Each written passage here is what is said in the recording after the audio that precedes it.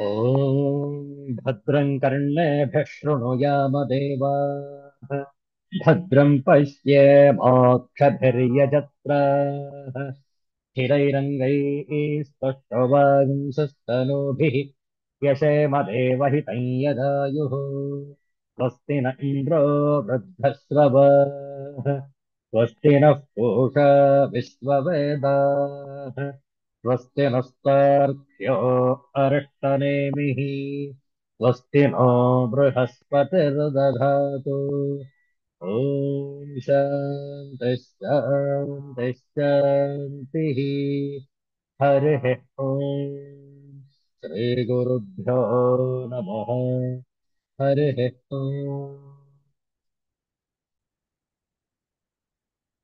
Universal prayer. Let's stand this together. O hidden light, vibrant in every atom. O hidden light, shining in every creature. O hidden love, embracing all in oneness. May each who feels himself as one with thee know he is also one with every other. Om Shanti Shanti Shanti.